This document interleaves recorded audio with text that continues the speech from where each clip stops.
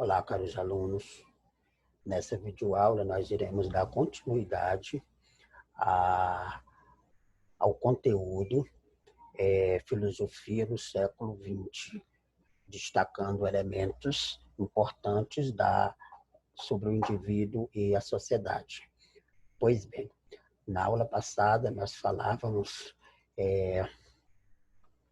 dos principais acontecimentos do período da filosofia no século XX, né?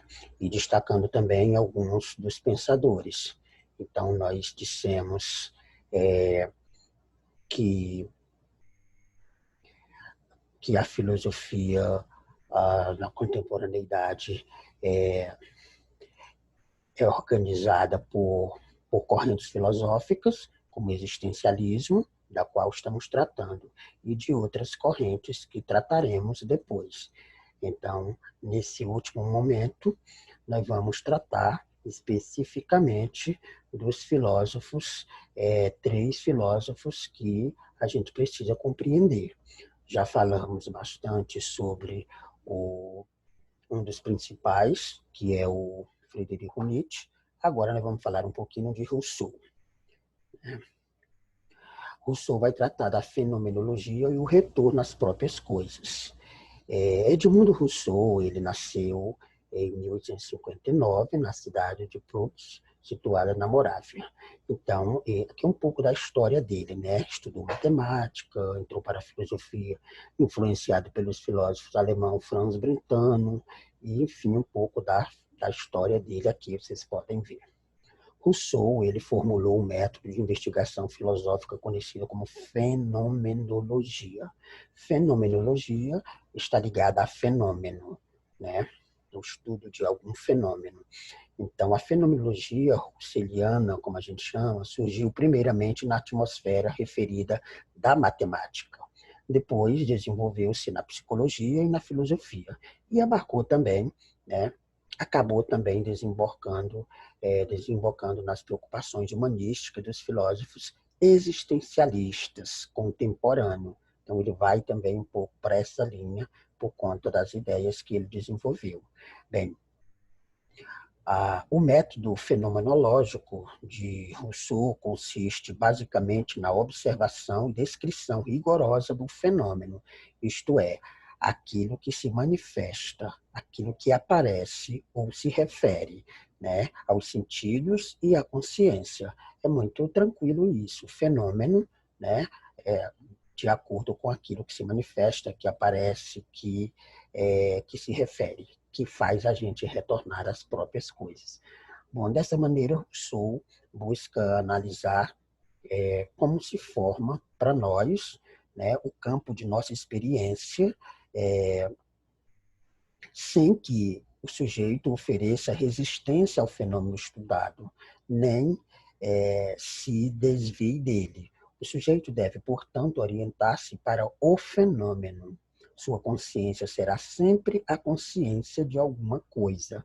É isso que ele chama a atenção. O que isso quer dizer, professor? A fenomenologia se apresenta como a investigação das experiências conscientes que nós desenvolvemos ao longo da nossa vida, ou seja, os fenômenos. Isto é, o mundo da vida, né, que Rousseau vai denominar com o termo Lebenswelt, que é o mundo da vida, né? E aí Rousseau vai trabalhar um pouco essa ideia, né, de volta às próprias coisas da gente.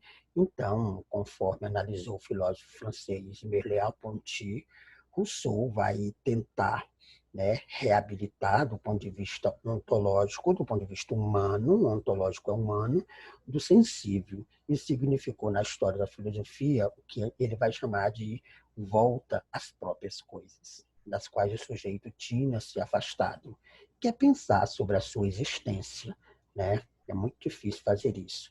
Então, aqui nessa imagem que eu coloquei para a gente ver, é uma sequência de fotografia mostrando o movimento. O Rousseau queria encontrar a base psicológica da lógica e da matemática. Veja na foto como isso é interessante. Para isso, ele teve que pesquisar a experiência que está, antes de tudo, no pensamento formal. Ele vai dizer, a experiência é, primeiro, um pensamento formal, realizando um estudo profundo dos empiristas ingleses. Ele vai fazer isso à luz dos empiristas ingleses, que nós já conhecemos, já sabemos o que é o empirismo.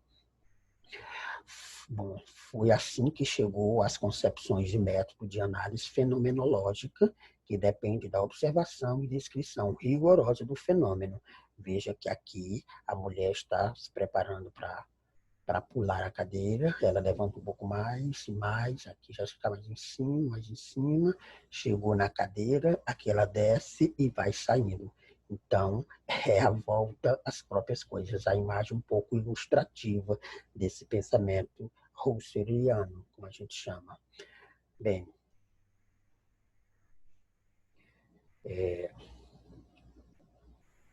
então esse é Rousseau. Agora vamos ver um pouco do Heidegger. O Heidegger é bem complexo também, né?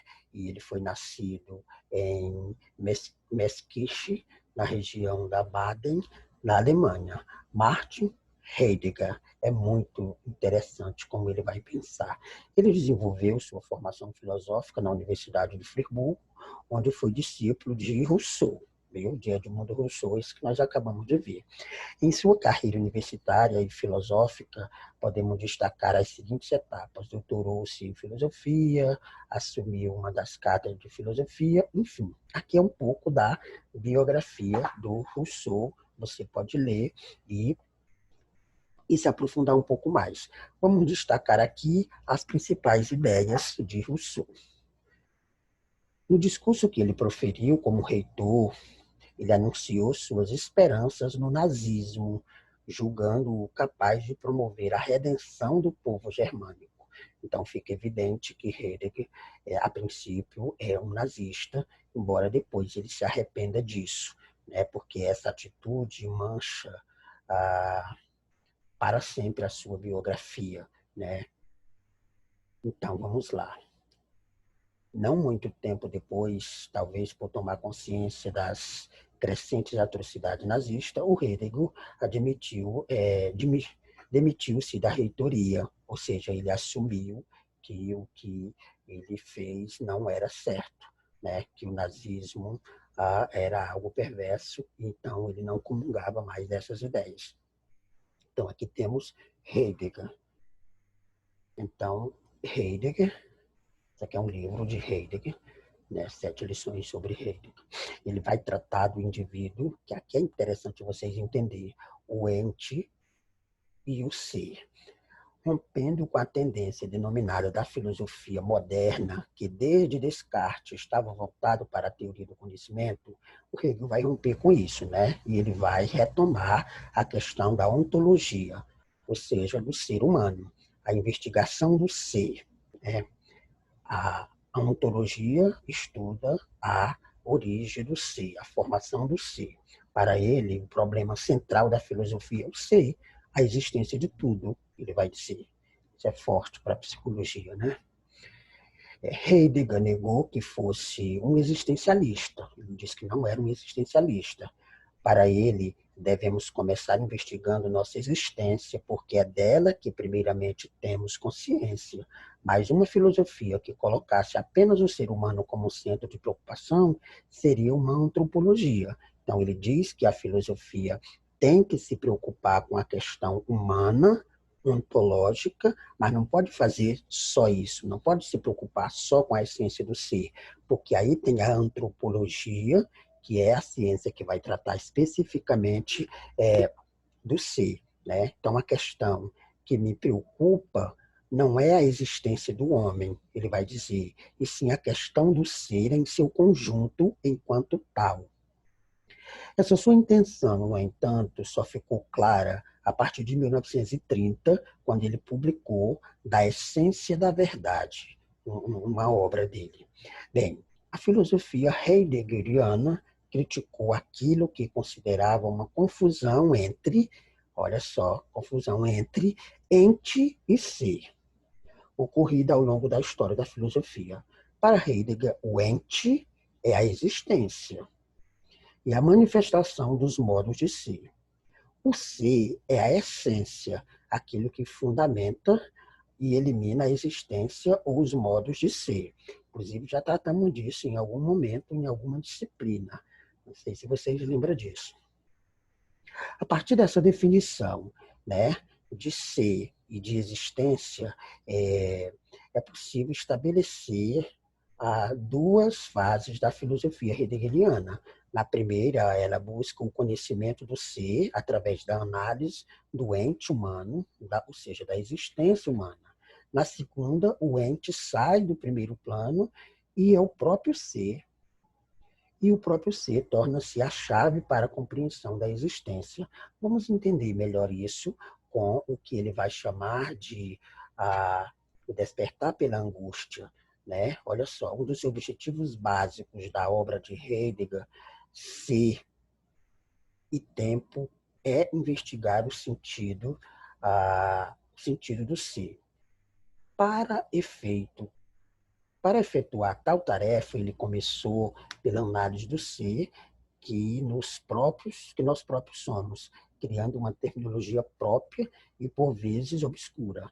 Então, Heidegger denominou o modo de ser do homem, nossa existência, com a palavra Deseyer, cujo sentido é ser aí, estar aí. Bem, analisando a vida humana, o filósofo vai descrever, aqui é interessante entender, 3 etapas que marcam a existência. Então, Heidegger vai desenvolver 3 etapas que marcam a existência humana. Né? Por exemplo,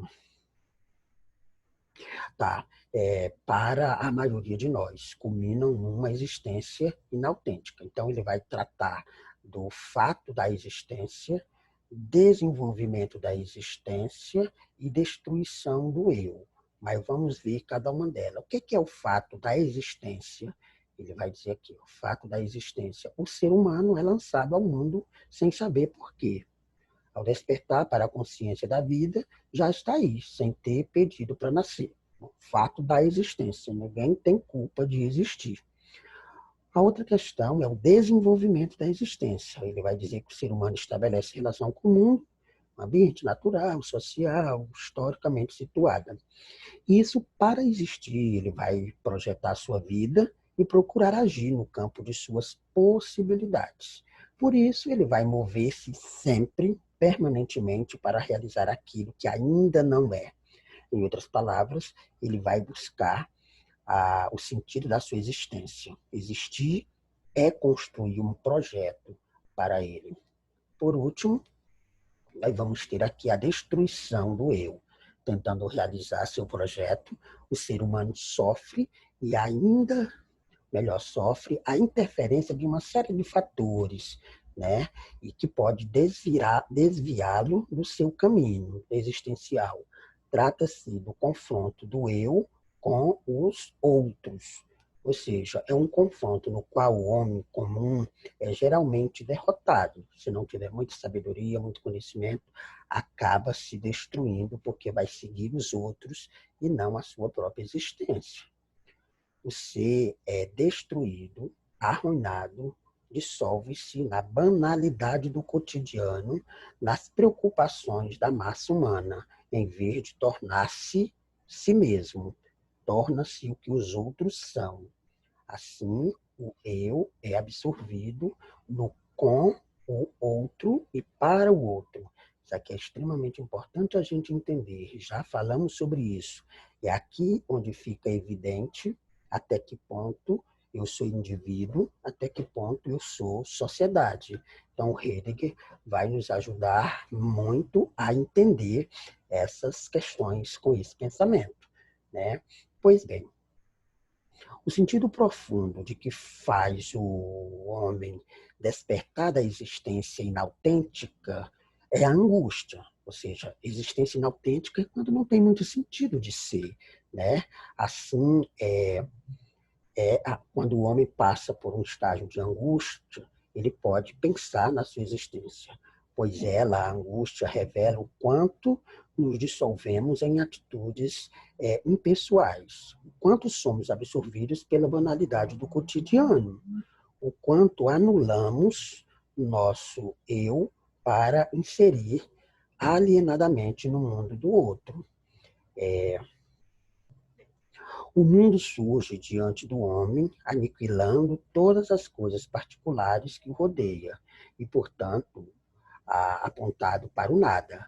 O homem sente-se assim como um ser para a morte, né? Então, um pouco aqui a filosofia de Heidegger é um pouco nesse sentido da angústia, de que o indivíduo precisa viver momentos de angústia para ele sair dessa ideia de existência inautêntica e tentar se reconhecer, né? Passando por esses três momentos do nascer, do desenvolver e da destruição. Então, aqui tem um pensamento da Marilena Chauí que vai fazer, né, menção ao pensamento de Heidegger a partir do estado de angústia.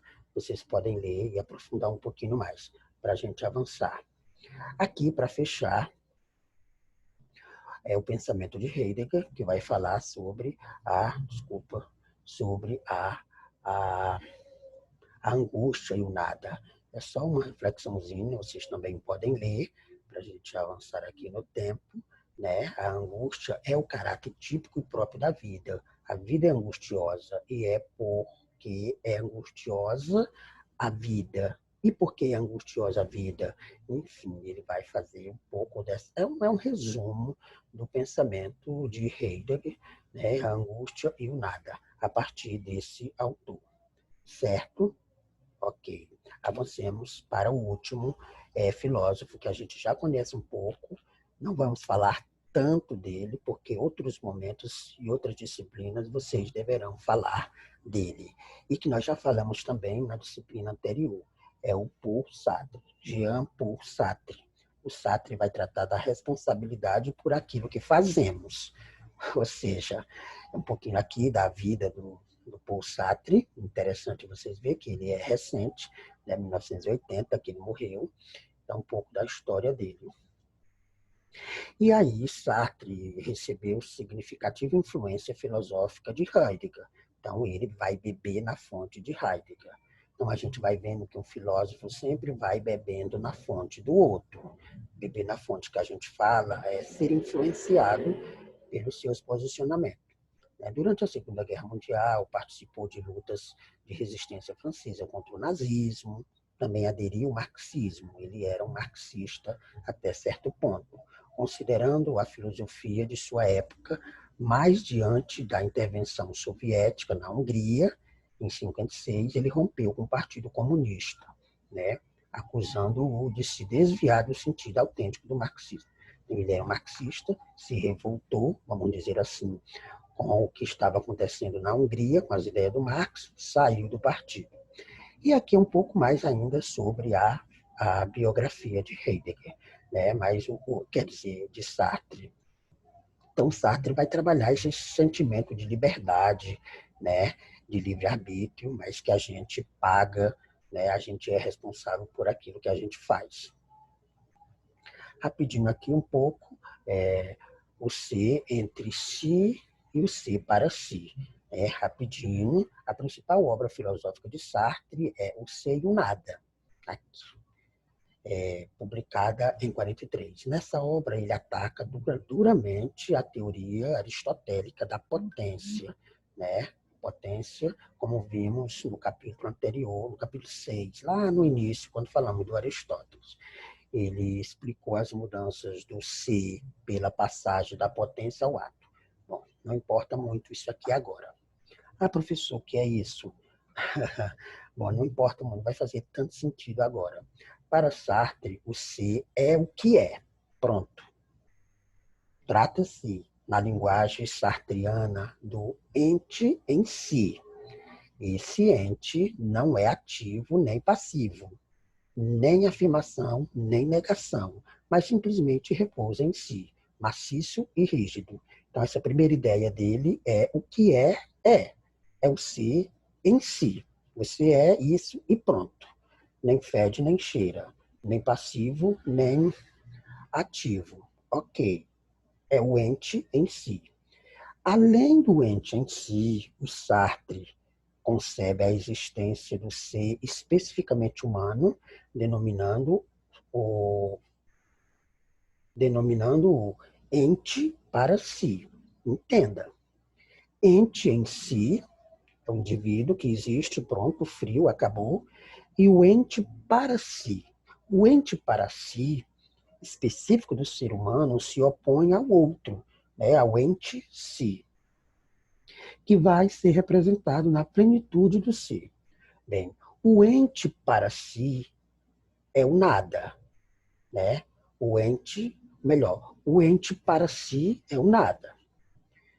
Ou seja, para Sartre, a característica tipicamente humana é o nada, ou seja, um espaço aberto.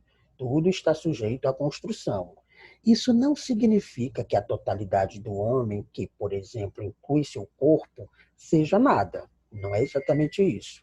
Esse nada é nossa característica típica, singular, aquilo que faz do ser humano um ente não estático, né? O fato de não sermos nada, entre aspas, estarmos abertos, é o que faz a gente ir em busca de ser alguma coisa, né? De um ente para si, não compacto, acessível às possibilidades de mudança, né? Então, nós vamos ter aqui essa ideia do Paul Sartre, né?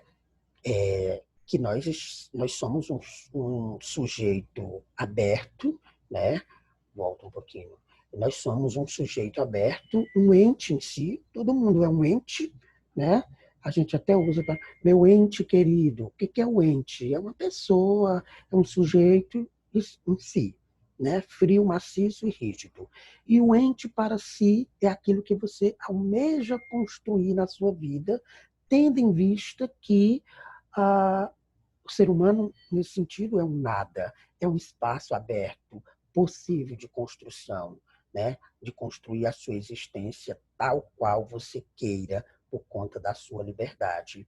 Porém, as decisões que você tomar por conta da sua liberdade vai trazer consequências para você. Você precisa se responsabilizar por isso.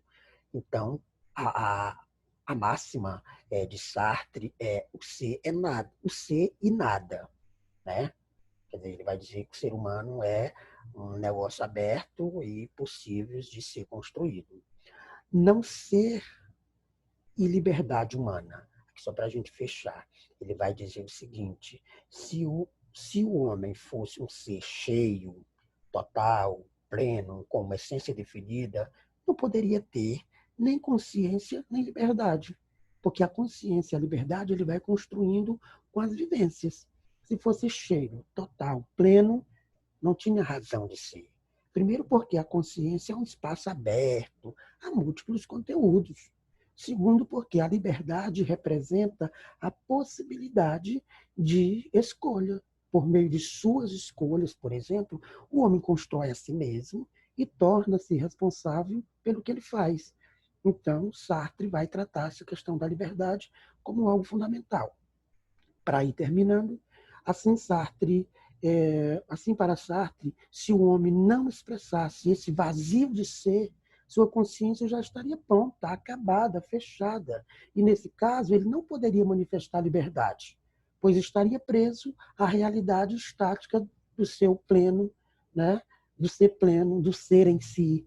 Né? Então, outra consequência dessa característica específica do não ser é exatamente que não podemos falar da existência de uma natureza humana. Não existe natureza humana para ele, provavelmente determinada. Você é quem vai determinando. Assim, para Sartre, o que existiria é uma condição humana, isto é, o conjunto de limites, a princípio, né, a priori, que esboça a sua situação fundamental no universo. E o filósofo ainda acrescenta nessa reflexão. A situação histórica, ela varia. O homem pode nascer escravo numa sociedade pagã, ou senhor feudal ou proletário. Mas o que não varia é necessariamente para ele o fato de ele estar no mundo. Né? A necessidade de estar no mundo não vai mudar. Necessidade de lutar, de viver, né, com os outros, ser mortal. Então, essa necessidade é real, mas as condições elas vão variar, porque alguém pode nascer escravo, alguém pode nascer na burguesia, alguém, entendeu? Então, resumindo aqui, essa é uma reflexão do livro do Sartre, o existencialismo é um humanismo. Eu gosto muito dessa parte. Então, para a gente fechando, portanto, um dos valores fundamentais da condição humana é, segundo Sartre, a liberdade, né?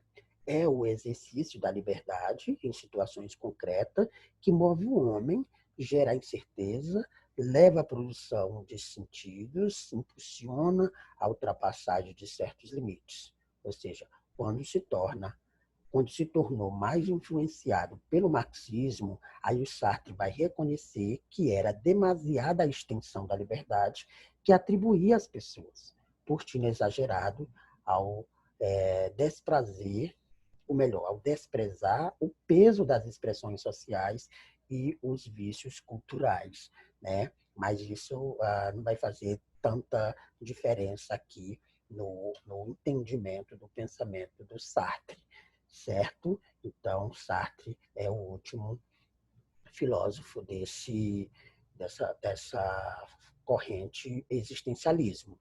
Lembrando que temos filosofia analítica, Escola de Frankfurt e o período pós-moderno, que nós iremos tratar na próxima aula.